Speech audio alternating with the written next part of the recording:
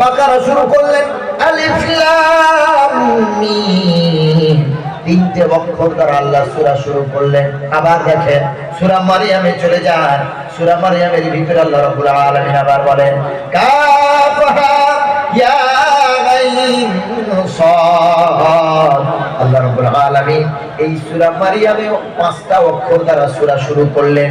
Calf হা ইয়া আইন আর সাদ, এই পাঁচটা অক্ষর দ্বারা সূরা মারিয়াম শুরু হলো। আবার সূরা ইউসুফের দিকে তাকান, আলিফ লাম রা, তিলকা আয়াতুল কিতাবিল মুবিন। সূরা ইউসুফ কার না জানা আছে? ওই যে ইউসুফ জুলাইখার কি রোমান্টিক প্রেমের ঘটনা, শুনলে কলিজা ঠান্ডা হয় না, হয় না বলেন? হয় না? সূরা ইউসুফ, ইউসুফ নবী আর জুলাইখার যে কি প্রেমের ঘটনা, যে শুনে তার মনটা কলিজাটা শীতল হয়ে যায়, জুড়ে বলেন সুবহানাল্লাহ। জুলাইখা যাচ্ছে, ইউসুফ এসো, ওয়ালা খাইতালা, আসো আমার কাছে আসো, আমি তোমাকে নির্জনে পেয়েছি, একা পেয়েছি, দরজা বন্ধ, জানালা বন্ধ, সব বন্ধ, এসো আমার কাছে আসো, একটু প্রেম বিনিময় করি। আমরা যদি ওই জায়গায় হতাম, ছাড়তাম? জোরে বলেন না। আমরা যদি ওই ঘর দরজা বন্ধ, জানালা বন্ধ, একজন সুন্দরী নারী যদি আমাদের আহ্বান করে, ডাকে, শয়তান যে আমাদের পিছনে কি লেগে আছে, আমরা কি ছেড়ে দিতাম? অথচ ইউসুফ আলাইহিস সালাম যাকে মানুষ করলো জুলাইখা, সে বলছে, ইউসুফ হাই তালাক, আসো আমার কাছে, আমার কাছে আসো, প্রেম বিনিময় করি। হযরত ইউসুফ এত বড় ইমানদার নবী আলাইহিস সালাম, তিনি বললেন, ক্বালা মাগাদাল্লাহ, আমি নবী, আমার বাপ নবী, আমি নবী হয়ে কেমন করে এমন পরিহিত কাজ করতে পারি?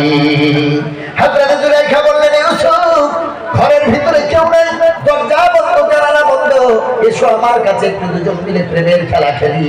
হযরত ইউসুফ আলাইহিস সালাম আল্লাহর ভয় দিয়ে বললেন, জুলাইখা, আজ আমার বাঁচার কোনো জায়গা নাই, কারণ তুমি আমার মানুষ করেছো, আমার নেতার স্ত্রী তুমি গো, আমার মনিবের স্ত্রী তুমি।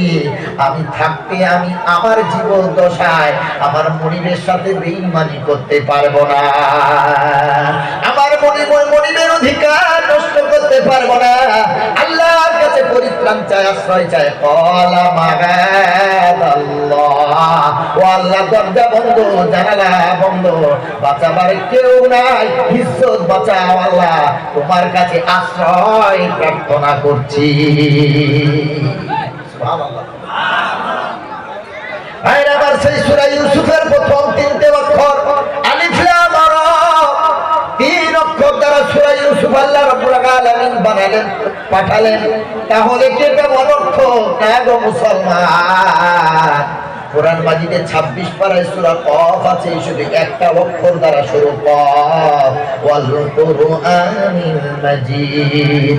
আবার আছে সূরা তাহা, তাহা মা আনজালনা আলাইকাল কুরআনা লিতাশকা। সূরা তাহাতে আল্লাহ দুটো অক্ষর দিলেন, ক আর হা। আবার দেখেন সূরা ইয়াসিন নামের একটা সূরা আছে, শুনেছেন? সূরা ইয়াসিন আছে, একটা নাম শুনেছেন? আর জীবনে শুনেছেন? পড়ার দরকার নেই, পড়তে কখন পারবেন আমি জানি, তবে সূরা ইয়াসিন আছে, শুনেছেন? নবীজি বলেছেন যে সূরা ইয়াসিন পড়বে তার জীবনের সব পাপ আল্লাহ ক্ষমা করে দেবে। জোরে বলেন সুবহানাল্লাহ। আল্লাহ নবী বলেন যে সূরা ইয়াসিন পড়লো সে কখনো পথ ভুলে যাবে না, ভোলা পথ থেকে আল্লাহ তাকে ফিরে সঠিক পথের দিশা দেয়। জোরে বলেন সুবহানাল্লাহ। সূরা ইয়াসিনের আল্লাহ রাব্বুল আলামিন সূরা ইয়াসিন নামক সূরা দিলেন, যেই সূরা ইয়াসিনের ভিতরে জান্নাতের কথা, জাহান্নামের কথা, সৌরজগতের কথা আল্লাহ রাব্বুল আলামিন সূরা ইয়াসিনে ভরপুর করলেন। সূরা ইয়াসিন পড়লে আল্লাহ রাব্বুল আলামিন পথ ভোলা বান্দাকে পথের দিশা দেয়। ও মুসলমান, এই সূরা ইয়াসিনের প্রথম অক্ষর, সূরার প্রথমেই শুরু হচ্ছে ইয়া আর সিন। আল্লাহর নবী সাল্লাল্লাহু আলাইহি সাল্লাম যেদিন তিনি আল্লাহর হুকুম নিয়ে মক্কা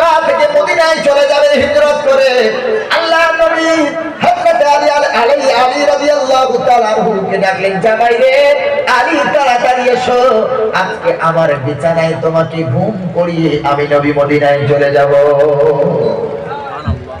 আলী, আজ তুমি আমার বিছানায় ঘুমাবে, আর তোমাকে কাফেররা হত্যা করতে আসবে। হযরতে আলী জানতেন যে কাফেররা আসবে হত্যা করতে। খোদার কসম, হযরতে আলী বলেছেন যে আমার জীবনে যত রাত আমি ঘুমিয়েছি, আমি হত্যার কথা জানার পরেও আমি ওই রাতে যেমন শান্তির ঘুম ঘুমিয়েছি, আমার জীবনে এমন শান্তির ঘুম ঘুমাইনি। তিনি বলেন না সুবহানাল্লাহ, নারে তাকবীর, নারে তাকবীর। হযরতে আলী জানেন যে আমাকে মারতে আসছে, আমরা থাকলে ঘরে থাকতাম। যদি জানি আপনাদের এই কোন থানার অন্তর্গত, কচুদরম থানার অন্তর্গত, আপনি কোনো ভুল করেছেন বা পাশের বাড়ির কেউ কোনো মার্ডার কেসের আসামি মার্ডার করে পালিয়ে গেছে, কচুদরম থানার থেকে পুলিশ আসবে, পাশের বাড়ির ওরাও পালিয়েছে আর যারা করেনি তারাও পালিয়েছে। পুলিশ আসবে, আগে থেকে সাইড বাঁচার ইচ্ছা, বাঁচার ইচ্ছা। হযরতে আলী জানেন যে আজকে আমার কতল করতে আসবে কাফেরেরা, মুশরিকেরা কতল করতে আসবে। ভয় করবে, নবীজির দেওয়া চাদর, নবীজির দেওয়া কম্বল নবীজি হযরতে আলীর গায়ে চাপা দিয়ে চলে গেলেন, আলী আমার কম্বলে ঘুমাবে, মদিনায় তোমার সাথে মোলাকাত হবে। জোরে বলেন সুবহানাল্লাহ। যেহেতু নবী বলেছেন মোলাকাত হবে, হযরতে আলী নবীর কথা এমন ঈমান, এমন বিশ্বাস যে হাজার শত সহস্র যদি কাফেররা আমার বিরুদ্ধে ষড়যন্ত্র করে, তারপরেও আমাকে হত্যা করতে পারবে না, যেহেতু নবী বলেছেন আলী তোমার সাথে দেখা হবে। আল্লাহর নবী রাতের গভীর রাতে ঘরের ভিতরে নবীজি, এরপরে কাফেরেরা নবীজির ঘর বেষ্টন করে ঘিরে ধরেছে। নবীজির ঘর পুরো কাফেরেরা গোল করে ঘিরে ধরেছে, হাতে আছে তলোয়ার ভোজালি, নবীজিকে হত্যা করবে। নবীজির ঘর ব্যারিকেড দিয়ে ঘিরে নিয়েছে, পরিবেষ্টন করেছে। আল্লাহ নবী ঘর থেকে কি করে বার হবেন? চতুর্দিকে তো সিকিউরিটি গার্ড, সব দিকে কাফেরেরা ঘিরে বসে আছেন। মুহাম্মদ কখন বার হবে, হত্যা করবে? আল্লাহ নবী সাল্লাল্লাহু আলাইহি সাল্লাম আলীকে নিজের বিছানায় ঘুম পড়িয়ে দিয়ে আল্লাহ নবী সূরা ইয়াসিন পড়তে পড়তে বার হয়ে গেলেন। জোরে বলেন না সুবহানাল্লাহ।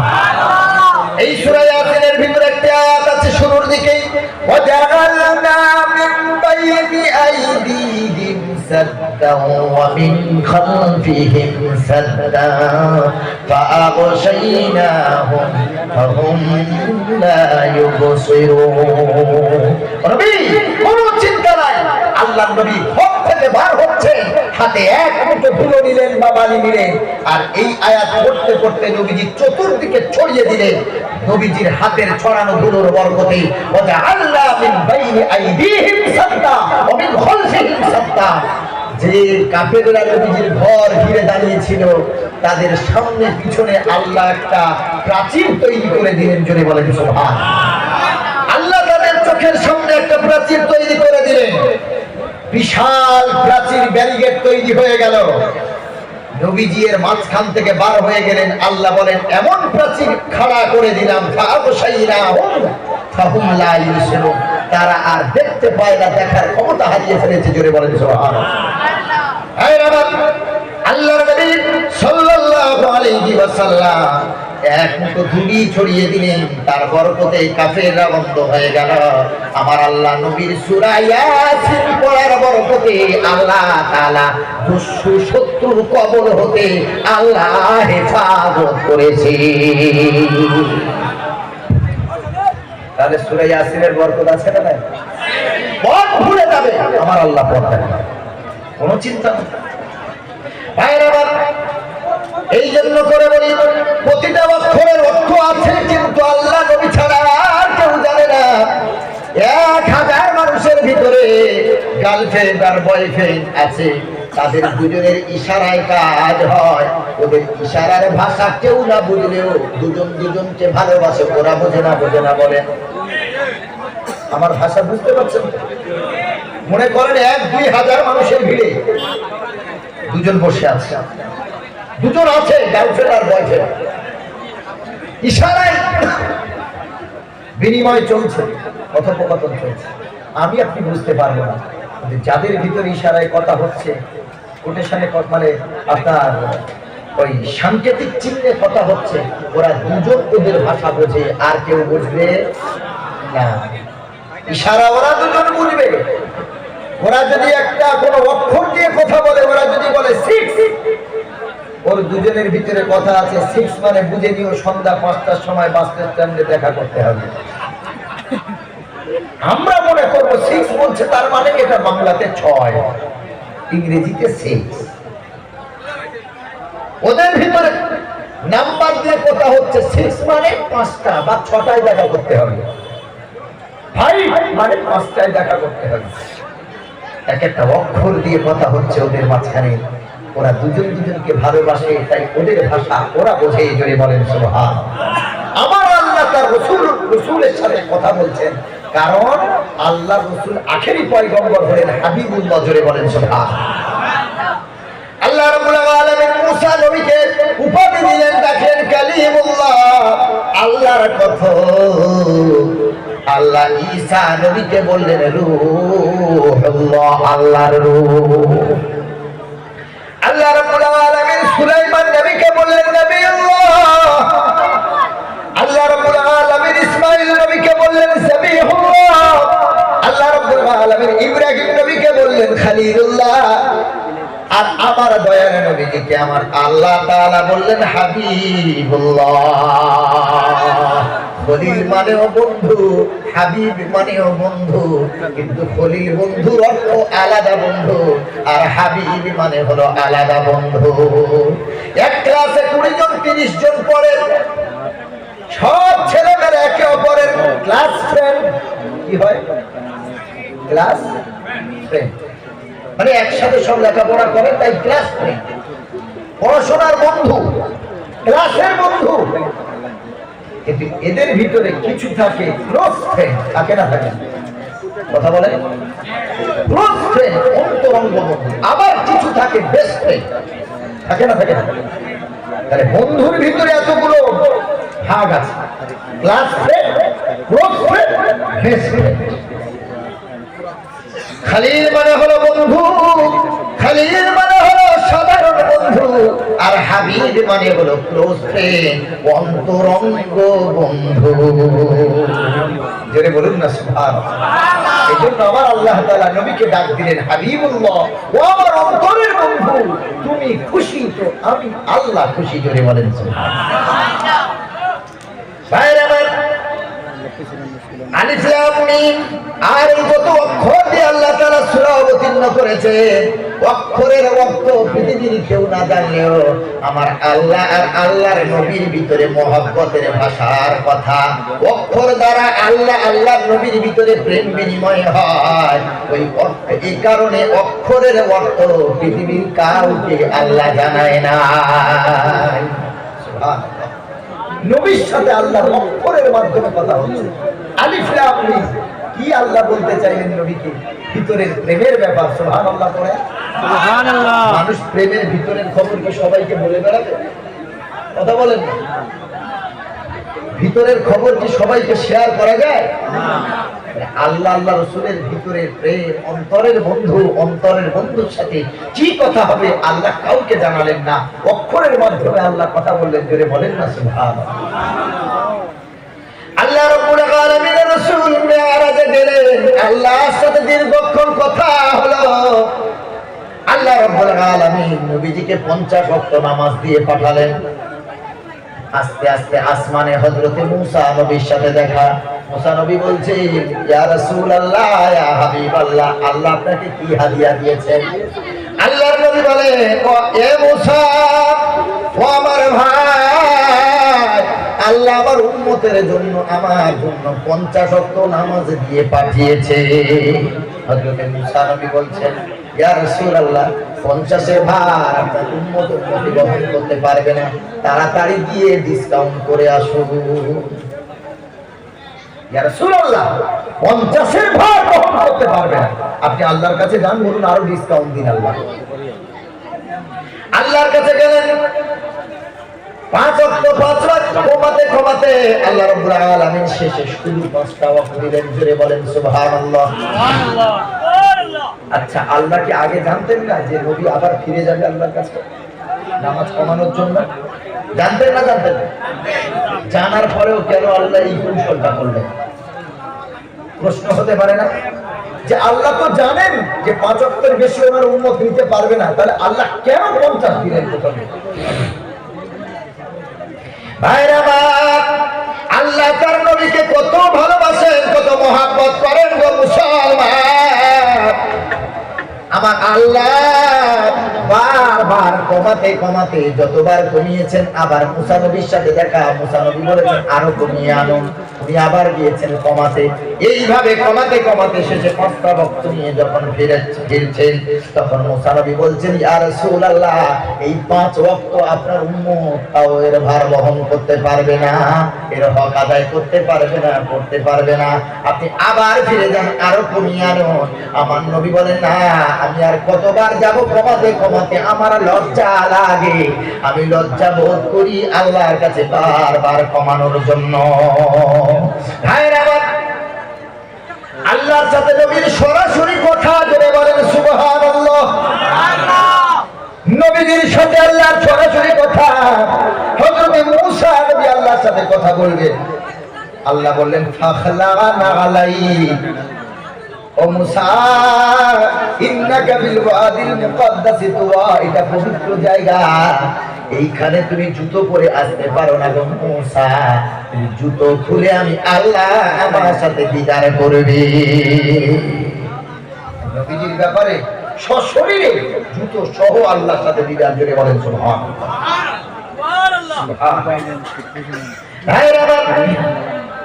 আল্লাহ জানতেন আল্লাহর সাথে নবীদের দীর্ঘক্ষণ কথোপকথন হয়। আল্লাহ চান না যে তার নবী তাকে ছেড়ে বিদায় নেবে। আল্লাহ নবীর কি মহব্বত, আল্লাহ নবী গল্প করেন, আল্লাহ নবীর ভিতরে প্রেমের গল্প হয়, মহব্বতের গল্প হয়। আল্লাহ জানেন যদি প্রথমেই 5 ওয়াক্ত দিয়ে ফিরিয়ে দিই তো আমার নবী দ্বিতীয়বার আর আমার কাছে আসবে না। এই জন্য করে আল্লাহ কৌশল করে অল্প করে কমালেন, যাতে করে বারবার নবীজি ফিরে যায় আর আল্লাহর সাথে কথোপকথনের সময়টা বেড়ে যায়। জেনে বলেন না সুবহানাল্লাহ। এই কারণে আল্লাহ রাব্বুল আলামিন অক্ষর দ্বারা সূরা অবতীর্ণ করলে নূন এর অর্থ একটা অক্ষর মাত্র, কিন্তু এর অর্থ আল্লাহ নবীর ভিতরে বিদ্যমান, আর কেউ জানে না।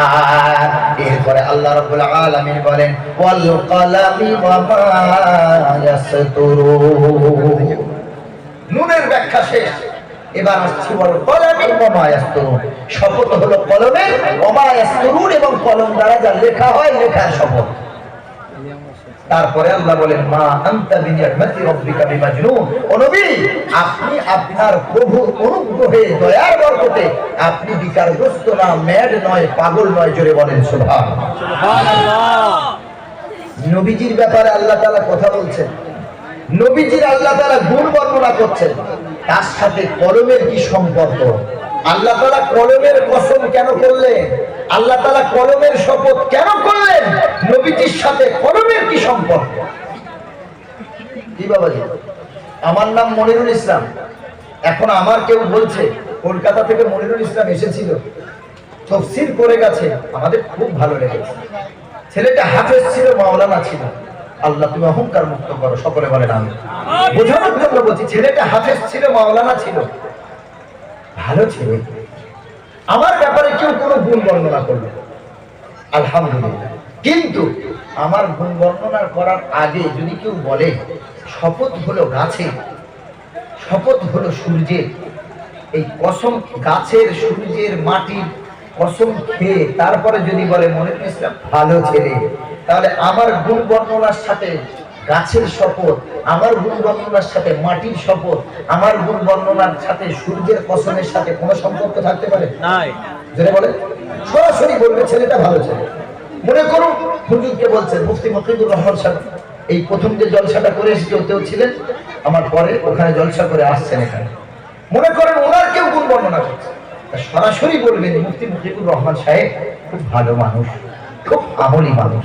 কিন্তু যদি বলে আমি গাছের কসম করছি, মাটির কসম করে বলছি মুফতি মফিজুর রহমান সাহেব ভালো মানুষ, তাহলে মানুষ যে এই কসম খেয়ে তার শপথ করবেন, তাহলে মানুষ তাকে বলবে ও মনে হয় পাগল হয়ে গেছে, বলবে।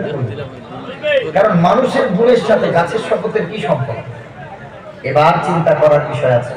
নবীজির গুণ আল্লাহ বর্ণনা করবেন, নবীজিকে আল্লাহ তাসাল্লি দেবেন, সান্ত্বনা দেবেন, তার আগে কলমের শপথ কেন করলেন? নবীজির সাথে কলমের কি সম্পর্ক? সুবহানাল্লাহ বলেন, ব্যাখ্যা পরে দেব, জোরে বলেন না সুবহানাল্লাহ। আল্লাহ রাব্বুল আলামিন বলেন ওয়াল কলামি ওয়া মা ইয়াসতুরুন, শপথ হলো কলমের, শপথ হলো লেখা। আল্লাহ রাব্বুল আলামিন কলমের শপথ করে নবীজিকে শিক্ষা সব থেকে উন্নত, শিক্ষার সব থেকে উচ্চ চূড়ায় আল্লাহ তার নবীকে বসিয়ে দিয়েছে। যার পকেটে কলম থাকে সে শিক্ষিত না অশিক্ষিত বলেন? কি গো বলেন? আচ্ছা, কখনো দেখেছেন যে লেখাপড়া জানে না, কিচ্ছু জানে না, পকেটে পেন নিয়ে ঘুরছে? হয় এটা? পকেটে একটা কলম থাকলে মানুষ জানবে ও হায়ার এডুকেটেড পারসন না হলেও, ও কলেজের বাউন্ডারি পার না করলেও অন্তত কিছুটা লেখা জানে, পড়া জানে। এইটুকু মানুষ বুঝবে না, বুঝবে না হলে তো কলম আর খাতা ওর কাছে থাকে না। ভাইরা আমার, এক শ্রেণীর মানুষ আমার নবীজিকে মূর্খ বলে দাবি করেছে, জোরে বলে নাউজুবিল্লাহ। আমার নবীজিকে বলেছে মূর্খ, অশিক্ষিত। আমার আল্লাহ তাআলা বলেন না না, কলমের শপথ, আমার নবীজি মূর্খ নয়, আমার হাবিব মূর্খ না, আমার হাবিব অশিক্ষিত না। যার কাছে কলম থাকে সেই হলো শিক্ষিত। সুবহানাল্লাহ। আল্লাহ রাব্বুল আলামিন কলমের শপথ করলেন, লেখারও শপথ করলেন, তার মানে বোঝা গেল কলম নিয়ে ঘুরবে, লিখতে জানে না, ও শিক্ষিত হতে পারে না। কলমটা হলো শিক্ষার মেরুদণ্ড, কলমটাই হলো শিক্ষার মূল উৎস। মুসলমান কলম থেকেই এসেছে শিক্ষা।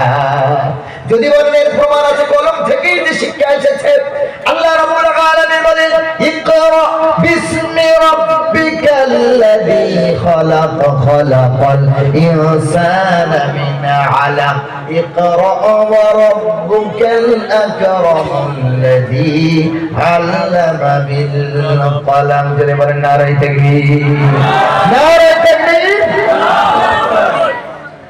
আল্লাহর নবী গুহায় ভিতরে, হযরতে জিবরিল আমিন বলছে মুহাম্মদ ইকরা, পড়ো। কথা শুনে আল্লাহর হযরতে জিবরিল আমিন বলছে মুহাম্মদ পড়ুন, ইকরা। আমার দয়াল নবী বললেন মা আনা বিকারিন, আমি পড়তে পারবো না। সুবহানাল্লাহ পড়ে। জিবরিল আমিন আলাইহিস সালাম বলছে মুহাম্মদ পড়ুন, আমার নবী বলছে আমি পড়তে পারবো না। বুকে চাপ দিয়ে ছেড়ে দিয়ে বলছে মুহাম্মদ পড়ুন, মা আনা বিকারিন, আমি পড়তে পারবো। আবার চাপ দিলেন, তিনবার চাপ দিয়ে ছাড়লেন, ইকরা ইয়া মুহাম্মদ ইকরা, পড়ুন। শুধু বলেছেন ইকরা, পড়ুন। আমার নবী বলেছেন মা আনা বিকারিন, তিনবারই বলেছে আমি পড়তে পারবো না। যখনই জিবরিল আমিন আলাইহিস সালাম শুধু পড়ুন বললেন না, এরপরে আরেকটা কিছু অ্যাড করলেন, ইকরা বিসমি রাব্বি, ও মুহাম্মদ তোমার প্রভু, তোমার রব, তোমার প্রতিপালক, তোমার আল্লাহর নামে, তোমার আল্লাহর নামে তুমি পড়ো। যখনই বলেছেন আল্লাহর নামে পড়ো, আল্লাহ তার নবীর জবান খুলে দিয়েছেন, জোরে বলেন সুবহানাল্লাহ। এতক্ষণ বলেছেন পড়ুন মুহাম্মদ, আমার নবী বলেছেন আমি পড়তে পারবো না। পড়বে মানে নবীজির পড়ার ক্ষমতা নেই, যদি আল্লাহ ক্ষমতা না দেয়। সুবহানাল্লাহ। আল্লাহ রাব্বুল আলামিন বলেন মা ইয়ানতিকু আনিল হাওয়া ইন হুয়া ইল্লা ওয়াহয়ুন ইউহা। আল্লাহ রাব্বুল আলামিন বলেন সুম্মা লাকাতানা মিনহুল ওয়াতিন। আল্লাহ রাব্বুল আলামিন বলেন আমার নবী মন গড়া কোনো কথা বলে না, আমার নবী নিজের থেকে কোনো কথা বলে না, আমার নবী যা বলে সব হয় আমার ওহী। নবীজি যা বলেন সব ছিল ওহী। আল্লাহ তাআলা বলেন আমার নবী যদি নিজের থেকে বানিয়ে বানিয়ে কোনো কথা বলতো, আমি আমার নবীজির ডান হাতটাকে চেপে ধরতাম, গলার কণ্ঠনালীকে কেটে ফেলে দিতাম। আমার নবী যা বলেছেন সব কি ছিল? ওহী ছিল, ওহী ছিল, আল্লাহর হুকুম ছিল, আল্লাহর আদেশ ছিল। আল্লাহর নবী সাল্লাল্লাহু আলাইহি সাল্লাম তিনি প্রথমে বললেন আমি পড়তে পারবো না। অনেকে প্রশ্ন করতে পারে নবী যদি শিক্ষিতই হলো তাহলে পড়তে কেন পারবেন না? ওর ব্যাখ্যা আলাদা, কারণ জিবরিল আমিন বলেছিলেন পড়ুন। আমার নবী বোঝাতে চেয়েছেন আমার পড়ার কোনো ক্ষমতা নাই। যখনই বলেছেন আল্লাহর নামে পড়ুন, আমার আল্লাহ তার রবের নামের তার নামের কারণে আমার নবীজির জবান খুলে দিয়েছে। বলার সাথে সাথে নবীজি পড়া শুরু করলেন, ইকরা বিসমি রাব্বিকাল্লাযী খলাক খলাকাল ইনসানা মিন আলাক ইকরা ওয়া রাব্বুকাল আকরামুল্লাযী আল্লামা বিল কলম। আমি বলেছিলাম যে কলমের সাথে শিক্ষার কি সম্পর্ক, কলমের সাথে ইলমের কি সম্পর্ক? আল্লাহ সূরা আলাকে আম্মা পারায় সূরা আলাকের ভিতরে আল্লাহ তাআলা বলে দেন ইকরা ওয়া রাব্বুকাল আকরাম। ও নবী আপনি পড়ুন, আপনার ওই সম্মানীয় প্রভুর নামে, সম্মানীয় আল্লাহর নামে পড়ুন। আল্লাযী আল্লামা বিল কলম, যে আল্লাহ তাআলা আপনাকে শিক্ষা দান করেছে, আপনাকে শিক্ষিত করেছেন বিল কলম, কলমের মাধ্যমে। জোরে বলেন সুবহানাল্লাহ। আল্লাহ তাআলা সূরাতে বলেন শিক্ষার সাথে সম্পর্ক কলমে। আল্লাহ তাআলা বলেন রাসূল আমি আপনাকে শিক্ষিত করেছি কলমের মাধ্যমে। জোরে বলেন সুবহানাল্লাহ। তাহলে আমার নবী অশিক্ষিত না শিক্ষিত? সবাই বলেন নবী অশিক্ষিত না শিক্ষিত? জি, আমার নবী পৃথিবীর সবথেকে বড় বৈজ্ঞানিক, সবথেকে বড় বিজ্ঞানী নবী। আমার নবীর চেয়ে বড় বিজ্ঞানী পৃথিবীর বুকে কেউ জন্ম নেয় নাই, আর কিয়ামত অবধি জন্ম নেবেও। আমার নবী কি করে অশিক্ষিত হলেন? হ্যাঁ, তার পুঁথিগত বিদ্যা ছিল না। অনেক ইউনিভার্সিটিতে মাদ্রাসায় বক্তব্যে পড়েন পৃথিবী। কেন করতে হবে? নবীজির যদি পৃথিবীর কোন মানুষ শিক্ষক হতো তাহলে শিক্ষকের কাছে ছাত্রের মাথা নত করতে হয় না, হয় না? জি, আল্লাহ আমার নবীজিকে কত সম্মানের জায়গায় রেখেছেন। রাসূল পৃথিবীতে যদি কোনো মানুষকে আপনার শিক্ষক বানাতাম তার কাছে আপনার মাথা নত করতে হতো। আমি আল্লাহ আপনার কারো কাছে মাথা নত করতে দেব না। জোরে বলেন সুবহানাল্লাহ। আল্লাহ আমার নবীজির স্বয়ং শিক্ষক। কে শিক্ষক? যে নবীজির শিক্ষক আল্লাহ, আর আল্লাহর সরাসরি ছাত্র নবী, তার কারোর কাছে মাথা নত করার দরকার আছে? জোরে বলে জি না। আল্লাহর নবী হলেন শিক্ষিত।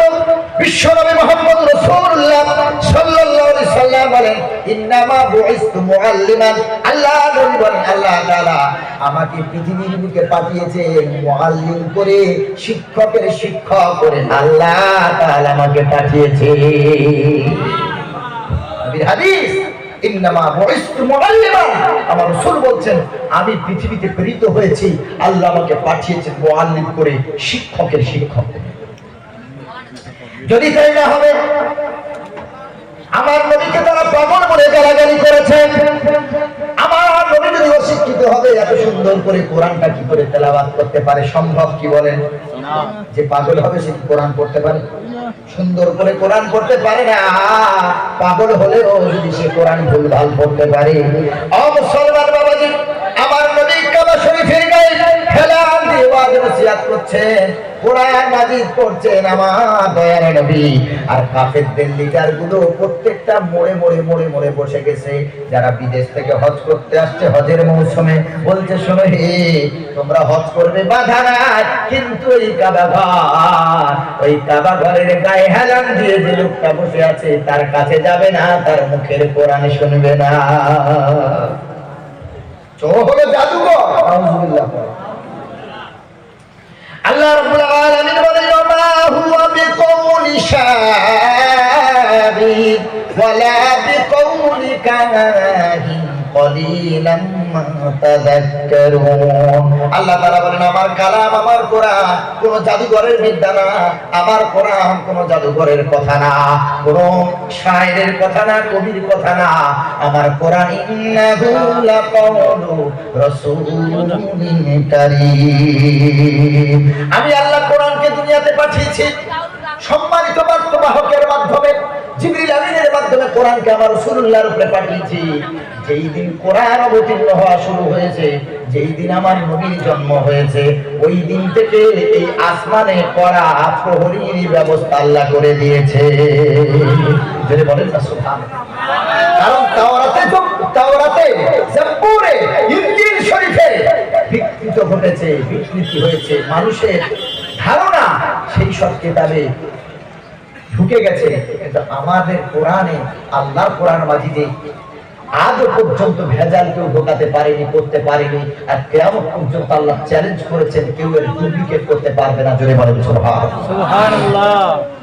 কোরআনের চ্যালেঞ্জ, কুল্লা ইন জিতামাআতিল ইনসু ওয়াল জিন্নু আলা আন ইয়াতু বিমিথলি হাদাল কুরআন লা ইয়াতুনা বিমিথলিহি ওয়ালাউ কানা বা'দুহুম লিবা'দিন যাহিরা। আল্লাহ তাআলা বলেন, হে মানব, তোর একার দ্বারা যদি সম্ভব না হয়, যে সম্প্রদায়কে এক জায়গায় কর আর আমার কোরআনের ডুপ্লিকেট করতে শুরু কর। আল্লাহ বলেন, সব এক জায়গায় হলেও আমার কোরআনের ডুপ্লিসিটি করতে পারবি না। জোরে বলেন সুবহানাল্লাহ। খোদা জানেন ভাইরা আমার, আল্লাহর নবী সাল্লাল্লাহু আলাইহি ওয়াসাল্লাম আল্লাহ কোরআনকে কিভাবে মাহফুজ করলেন, হেফাজত করলেন। আল্লাহ যেই দিন কোরআন অবতীর্ণ আল্লাহ শুরু করবে, আমার নবীর জন্ম যেদিন হয়েছে, আল্লাহ রাব্বুল আলামিন আমার নবীর সম্মানার্থে আসমানটাকে আল্লাহ কড়া নিরাপত্তা দান করেছে। আল্লাহ রাব্বুল আলামিন বলেন, ওয়াসাফাতি সাফা ফাযাজিরাতি যাজরা ফাতালিয়াতি যিকরা ইন্না ইলাহাকুম লাওয়াহিদ রাব্বুস সামাওয়াতি ওয়াল আরদি ওয়া মা বাইনাহুমা ওয়া রাব্বুল মাশারিক ইন্না যায়্যানাস সামাআদ দুনিয়া বিজিনাতিল কাওয়াকিব ওয়া হিফযাম মিন কুল্লি শাইতানিন মারিদ। আল্লাহর নবীর জন্ম হলো, এরপরে যখন আল্লাহর নবী নবুয়ত লাভ করলেন, কোরআন অবতীর্ণ হবে, কোরআনে যাতে ভেজাল না হয়, আল্লাহ রাব্বুল আলামিন ওয়া হিফযাম মিন কুল্লি শাইতানিন মারিদ, এই আসমানটাকে আল্লাহ শয়তান থেকে হেফাজত করেছে। কারণ পূর্বে শয়তানেরা এই নিম্ন আকাশে কান লাগিয়ে শুনতো, ফেরেশতার ভিতরে কি কথোপকথন হয়, আল্লাহ আল্লাহর ফেরেশতার কি কথা হয়, শয়তানেরা কান লাগিয়ে শুনতো। আর ওইগুলো শুনে এসে যারা পৃথিবীর জাদুঘর, যারা ধর্মযাজক, তাদের কাছে এসে বলতো, তাদের তারা ওই শয়তানের কথাগুলো শুনে মানুষকে ভবিষ্যতের কথা বলতো। কোরআনের বরকতে আল্লাহ রাব্বুল আলামিন কোরআনের নিরাপত্তা দান করলেন। ফেরেশতা দিয়ে আল্লাহ আকাশে, নিম্ন আকাশে আল্লাহ এমন নিরাপত্তা দিলেন, ফেরেশতা যখন কোরআন নিয়ে আসবেন, জিবরিল আমিন ফেরেশতা, শয়তানেরা যাতে ডিস্টার্ব না করতে পারে, ভেজাল না দিতে পারে, এজন্য আল্লাহ তাআলা হেফাজত করেছেন। লা ইয়াসমাউনা ইলাল মালাইল আ'লা ওয়া ইউকযাফুনা মিন কুল্লি জানিব।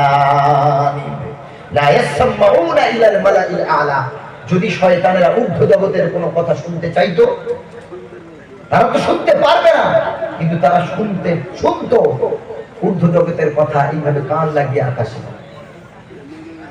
যখনই তারা শুনতে যেত, ওয়াইকুদাফুনা মিন কুল্লি জানিব, প্রত্যেকটা দিক থেকে তাদের উপরে অগ্নি নিক্ষেপ করা হতো। জোরে বলেন সুবহানাল্লাহ।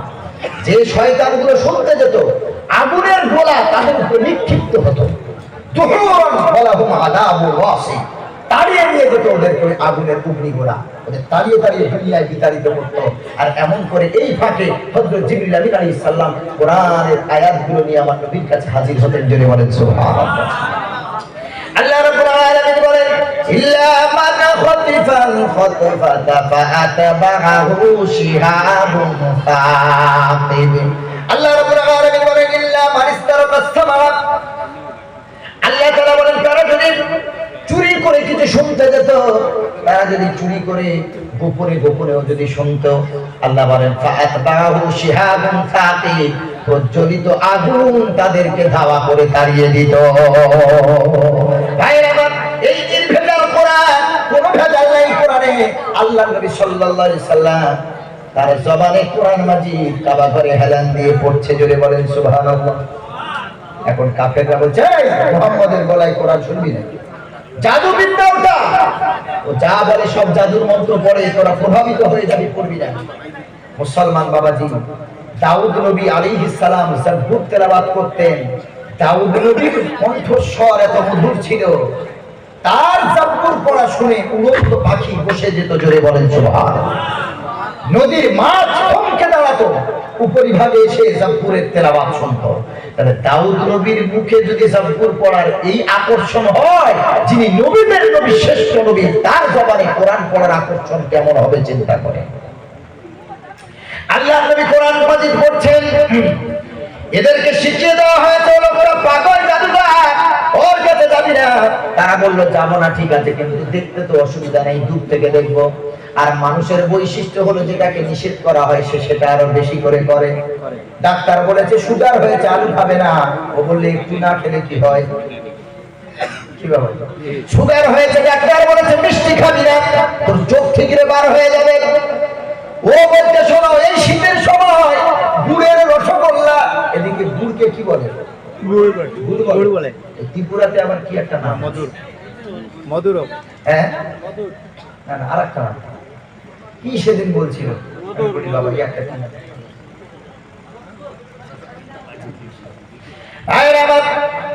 আল্লাহ রাব্বুল আলামিন, আল্লাহ রাসূল কোরআন পড়ে গো মধুর বাণী। কাফেরদের শুনতে নিষেধ, হাজীদের শুনতে নিষেধ করা হলো।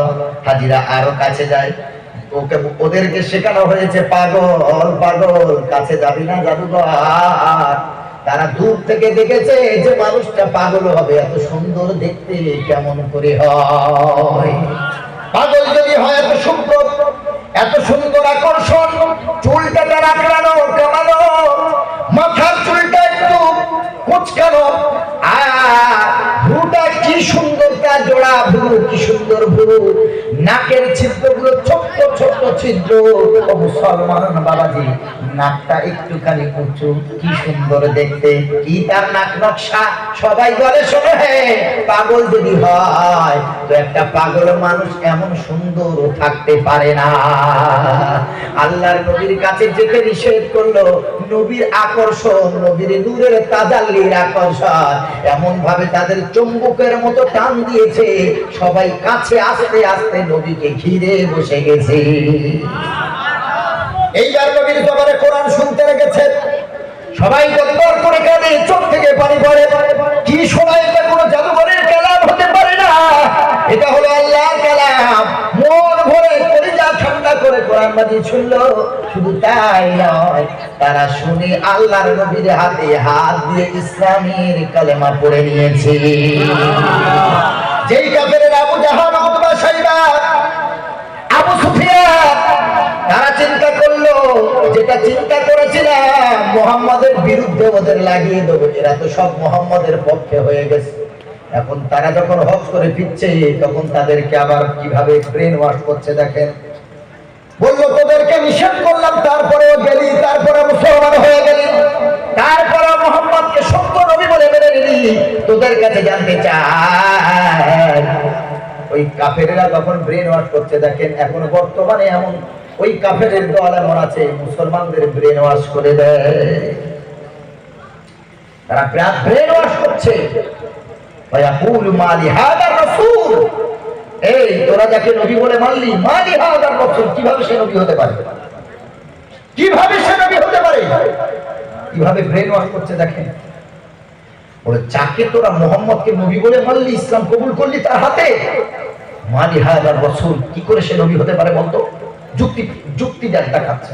ইয়াকুলু তাআম, সে তো আমাদের মতো খানা খায়, ওয়ায়ামশি ফিল আসওয়াক, সে আমাদের মতো বাজারে যায়। তাহলে যদি নবী হবে, সে আমাদের মতো খানা খায়, সে বাজারে যেতে পারে? আচ্ছা, নবীজির তো একাধিক স্ত্রী ছিলেন, ছিলেন না? ছিলেন, একাধিক স্ত্রী ছিলেন, পরিবার।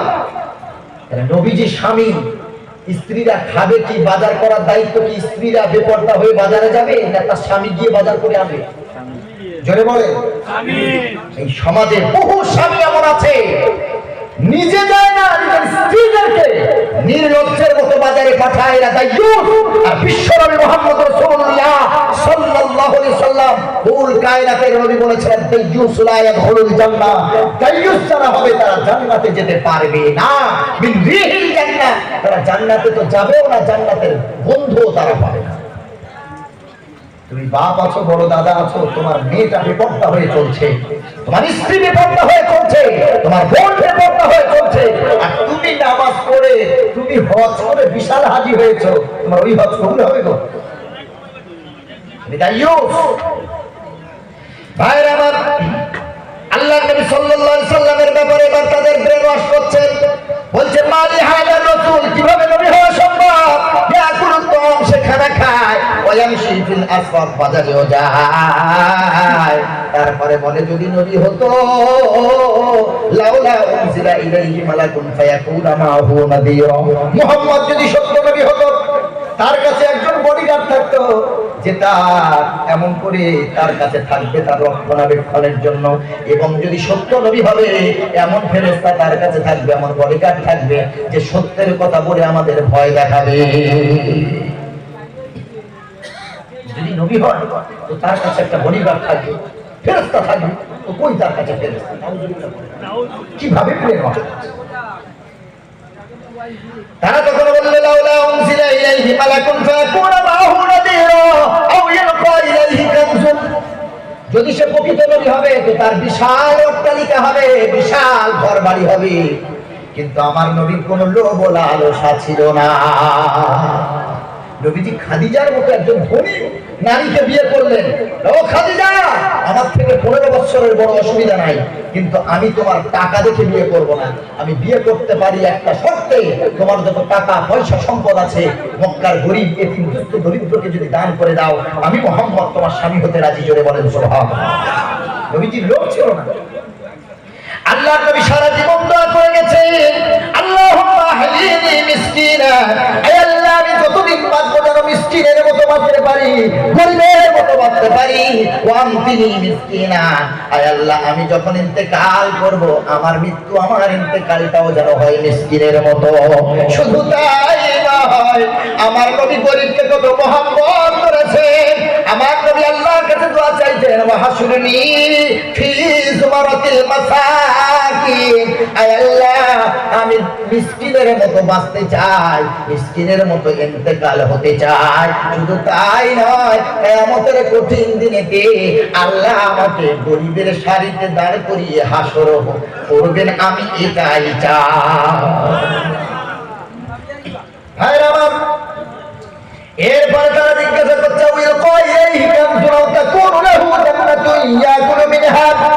বলছে যদি সত্যিকারের নবী হবে তো তার বিশাল অট্টালিকা থাকবে, বিশাল ঘর বাড়ি থাকবে, তার বিশাল বাগান থাকবে।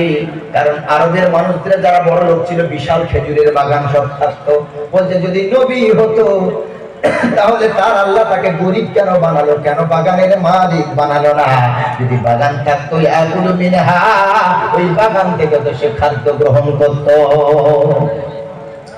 তারপরে তাদের আরো বোঝাচ্ছে, ওয়াকালাত যালিমুনা ইন তাত্তাবিউনা ইল্লা রাজুলান মাসহুরা, এ হাজিরা যে মুহাম্মাদের হাতে হাত দিয়ে ইসলাম কবুল করেছো, ওয়াকালাত যালিমুনা ইন তাত্তাবিউনা ইল্লা রাজুলান মাসহুরা, তোমরা একটা জাদুঘর ছাড়া আর কাউকে ইত্তেবা করো নাই, অনুসরণ করো নাই। বলে নাউযুবিল্লাহ। যার ইত্তেবা করলি, যার তাবে হলি, যাকে নবী বলে মানলি, তোরা একটা জাদুঘর ছাড়া আর কাউকে গ্রহণ করলি না। আল্লাহ তাআলা এই কথা শোনার পর আল্লাহ তাআলা নবীজির ব্যাপারে এই কথাগুলো যখন কাফেররা বলেছে, নবীজি দুঃখ পেলে আল্লাহ তাআলা বলেন, উনজুর কাইফা দরাবু লাকাল আমসাল ফাদাল্লু ফালা ইস্তাতিউনা সাবিলা। ও নবী, যারা আপনার বিরুদ্ধে বলে আপনার জন্য কত কিছু উদাহরণ তারা পেশ করে, যুক্তি পেশ করে, আপনি ভয় পাবেন না, তারাই পথভ্রষ্ট, আপনি সঠিক পথে ইস্তেকামত আছে। তারা পথভ্রষ্ট। আর আপনাকে যে তারা বলেছে আমি আপনাকে বাগান দিইনি, আমি আপনাকে অট্টালিকা দিই, নবী আপনি দুঃখ পাবেন না। তাবারাকাল্লাযী ইন শাআ জাআলা লাকা খায়রাম মিন যালিক। ও নবী, তারা যে সব কথা উদ্ধৃতি দিয়েছে, আমি তার থেকে আরো সুন্দর জিনিস আপনাকে জান্নাতের জন্য রেখে দিয়েছি। জোরে বলেন সুবহানাল্লাহ। এই জন্য করে আমার নবীর বিরুদ্ধাচরণ করেছিল, বর্তমানে করছে, ভবিষ্যতেও করবে। কিন্তু আমার নবীর বিরুদ্ধাচরণ করেও কোনো লাভ হবে না। আমার নবীর প্রতি মহব্বত রাখবেন। নবী সত্য নবী, আর নবীর পরে দ্বিতীয় কোনো নবী আসবে না। আল্লাহ নবী বলে তারা খাতামুন নবিয়্যিল্লাহ নবিয়্যা বাদি, আমি হলাম সব নবীদের শেষ নবী, আমার পরে আর কোনো নবী আসবে না। অনেকে নবী দাবি করবে, নবীজি বলেছেন আমি নবী চলে যাওয়ার পর 30 জন নবী দাবি করবে। কতজন? 30 জন নবী দাবি করবে। কোথায় আছেন? তারা সবাই বলবে যে আমরা নবী। এজন্য আমাদের সাবধান থাকতে হবে। আমার নবী হলেন আখেরি নবী, আর আমার নবীর পরে কোনো নবী আসবেন না। আমরা আখেরি নবীকে সম্মান করব, ইজ্জত করব। নবীর হাত ধরে আল্লাহর মহব্বত নিয়ে জান্নাতে চলে যাব ইনশাআল্লাহ। বলেন, কেউ যদি বলে আমি আল্লাহকে মানি, নবীকে মানি না, সে বেঈমান। কেউ যদি বলে আমি নবীকে মানি, আল্লাহকে মানি না, সেও বেঈমান। আল্লাহ তাআলা বলেছেন মান আতাআনি ফাকাদ আতা আল্লাহ। আল্লাহ তাআলা বলে যে আমার রাসূলের ইতাআত করলো, সে আমি আল্লাহ আমারই আনুগত্য করলো। জোরে বলেন সুবহানাল্লাহ। আল্লাহ তাআলা এমন ভালোবাসেন, আল্লাহ তাআলা বলেন রাসূল ফাত্তাবিউনি ইউহিব্বুকুমুল্লাহ। আপনার যদি ইত্তেবা করে, আপনার যদি অনুসরণ করে আমার বান্দা বান্দীরা, আপনি খুশি তো আমি আল্লাহ খুশি। জোরে বলেন না সুবহানাল্লাহ। জোরে বলেন না সুবহানাল্লাহ। আল্লাহ খুশি, নবী খুশি, তো কে খুশি? জোরে বলে আল্লাহ। কি মহব্বত! যারা ভালোবাসে, আমি 2 মিনিটে এবার শেষ করবো ইনশাআল্লাহ।